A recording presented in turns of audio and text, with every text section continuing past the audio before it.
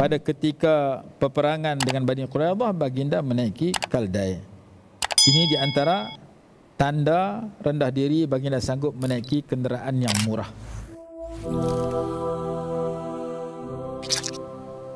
Kita kembali kepada kisah tawadhu'nya Sayyidul Mutawadhi'in, tawadhu'nya Nabi SAW sebagaimana yang dicatat oleh ulama. Dalam Quran Allah berfirman, waqfid janahaka lil mu'minin, rendahkan dirimu kepada orang beriman.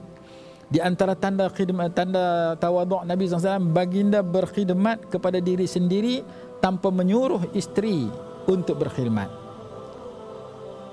Sayyidah Aisyah radhiyallahu anha berkata, kana Rasulullah SAW yakhitu thawbahu, Nabi SAW menjahit pakaian sendiri, wa yakhsifu na'lahu, memperbetulkan dan menjahit kasutnya sendiri, wa ya'malu ma ya'malu rijalu fi buyutihim, dan melakukan satu kerja yang dilakukan oleh lelaki yang lain di rumah mereka, iaitu al-ishtighal bi mihnatil ahli wan nafs, menyibukkan diri dengan membantu keluarga di rumah dan melakukan kerja yang diingini sendirian.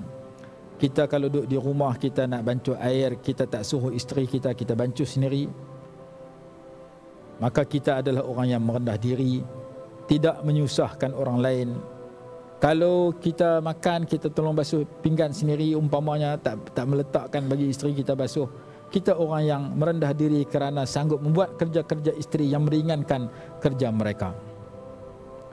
Wa yarfa'u dalwahu, dalam riwayat yang lain, wa yarfa'u dalwahu wa yarqa'u dalwahu, timba diperbetulkan sendiri, wa yahlibu syatahu, memerah susu kambing sendiri. Walaupun baginda ada isteri ramai, tapi ketika nak minum susu ataupun nak bagi keluarga minum susu, baginda sendiri pergi perah susu kambing dengan sifat yang merendah diri. Wa yaqdimu nafsahu SAW, hadis Imam Ahmad dan Ibnu Hibban. Di antara tanda rendah diri Nabi SAW lagi, baginda sanggup menaiki kenderaan yang murah yang biasa, iaitu menaiki keldai. Keldai ini kenderaan yang tahap rendah berbanding dengan kuda, berbanding dengan unta. Dalam hadis dikatakan, kana Rasulullah SAW ya'udul marda, Nabi SAW menziarahi orang sakit.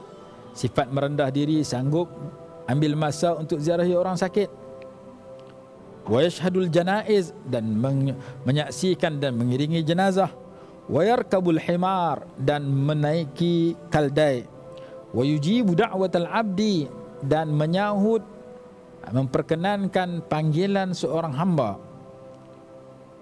Wa kana yawma Bani Quraidah ala himar, pada ketika peperangan dengan Bani Quraidah, baginda menaiki keldai.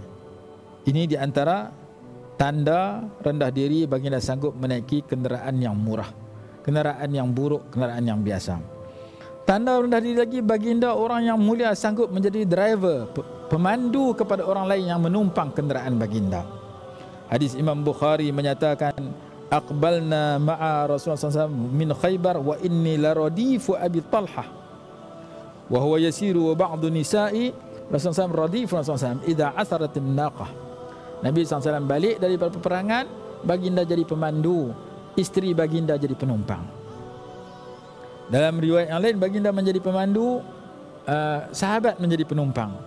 Baginda sanggup menjadi memberi khidmat dengan memandu, menjadi pemandu kepada kenderaan, tidak menjadi penumpang semata-mata. Begitu juga kisah baginda sanggup berjalan membantu ibu tunggal, orang miskin.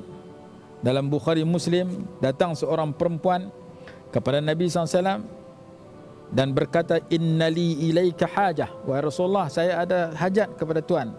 Maka Nabi SAW bersabda, ijlisi fi ayyi sikakil Madinah, ay fi ayyi turuqil Madinah syi'ti ajlis ilaiki hatta aqdiya hajataki.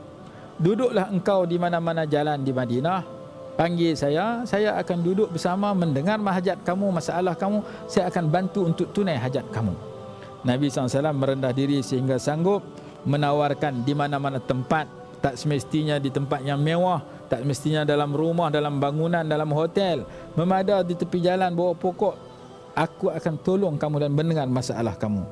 Merendah dirinya Nabi SAW sehingga baginda sanggup memberikan, mendengar dan membantu khidmat orang fakir miskin, armalah, hamba dan sebagainya.